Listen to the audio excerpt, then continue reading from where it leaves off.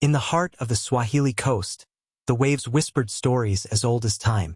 The village of Nyoka sat nestled between lush palms and coral reefs, its air thick with salt and memory. Ancient baobab trees stood like silent guardians, their roots entwined with myth, their branches cradling generations of tales. In Nyoka, life was a song, cassava pounding in rhythm, fishermen calling to each other, and children laughing barefoot in the sand.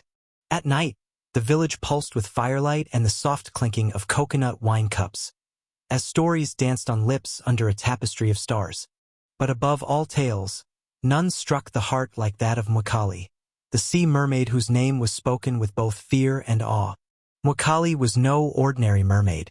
She was a guardian of balance, scales glimmering like moonlight, eyes deep as the ocean floor. They called her many things: spirit, demon, goddess, but one truth echoed. Mwakali only appeared when something sacred had been broken. To the elders, she was real. To the young, she was folklore, until the day she returned. Old Mama Zula, blind in one eye and wise beyond measure, warned, "She always takes when we forget to give." That season, the tides shifted. Fish vanished, storms came unseasonably, and a strange silence settled over the reefs. A young woman, Nia, pregnant and glowing, dreamt of a woman with silver hair who whispered, "Your child is a bridge." When the child was born, the air changed. The wind stilled. Even the sea seemed to hold its breath. The baby's eyes shimmered like the sea itself, deep, endless, knowing. Elders whispered, "She has marked him." One morning, after a calm night, the baby was gone. No prints, no signs, just an empty cradle and salt water on the floor. Chaos erupted. Blame fell on witchcraft, jealousy, even the spirits of the sea. But one word rose above the rest: Mwakali.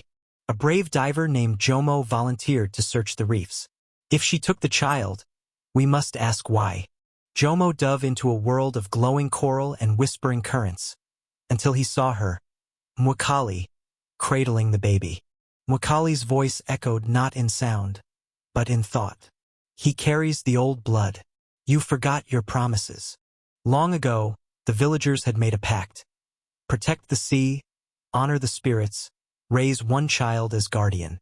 They forgot, but she did not. Mwakali offered a choice. Remember your vow, raise him in balance, or he stays with the sea. The villagers, humbled, chose redemption.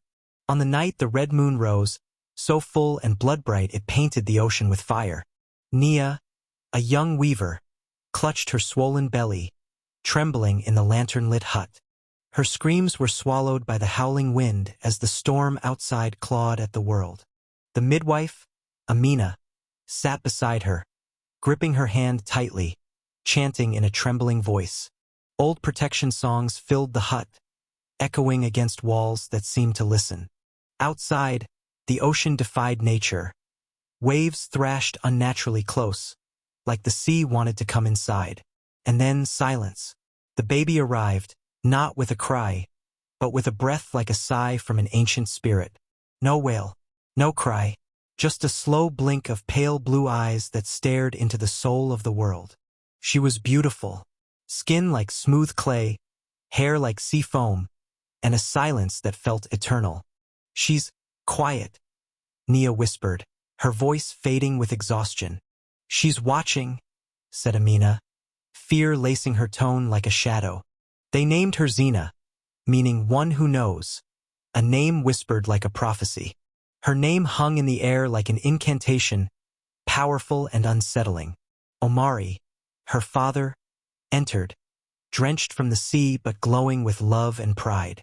He lifted her with trembling hands, kissed her forehead, and whispered a promise. "I'll give you the world," he said, not knowing the world had already marked her. Outside, the storm paused, as if the world itself acknowledged her arrival. Somewhere beyond the sea, something stirred, as if awakened by her birth. Zina blinked again, slow, knowing, ancient, and smiled faintly. The villagers would one day say she was born knowing things the living had forgotten. Zina grew but never cried. Not when she was hungry, not when she was tired, not even when she scraped her knee on sharp coral. Her silence unnerved some of the villagers, whispers curling like smoke in the evening air. "She's cursed," muttered the old washerwoman, wringing out cloth with angry hands. "She's sacred," Amina corrected, her voice calm but sharp like a warning. Omari, her father, paid no heed. Instead, he taught her to fish and to listen, not just to sounds, but to silences in the waves. Zina listened, more deeply than anyone he had ever known. She would sit for hours unmoving, staring into the sea like it was telling her stories no one else could hear. Nia, though uneasy, watched her daughter grow with a love stronger than fear. Strange, yes, but she was hers, and love does not fear the strange. Until the unknown knocked on the door. It happened when Zina was 3. Omari had gone out to sea late that night, chasing hope beyond the reef. The fish had grown scarce, and desperation pushed him farther than he had ever dared. Panic gripped her heart like a fist. She tore through the hut, calling out Zina's name. Her cries pierced the early morning hush. Villagers emerged from their homes, drawn by the sound of a mother unraveling.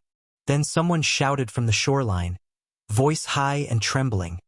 There, in the sand, was a perfect circle of cowrie shells, unbroken, unnatural. At the center of the circle, a single strand of white hair. The tide had left no footprints, no drag marks, just silence and that dreadful calm. "She's been taken by Mwakali," whispered an elder, as Nia fell to her knees, her scream swallowed by the sea. When Omari returned and heard the news, he did not weep.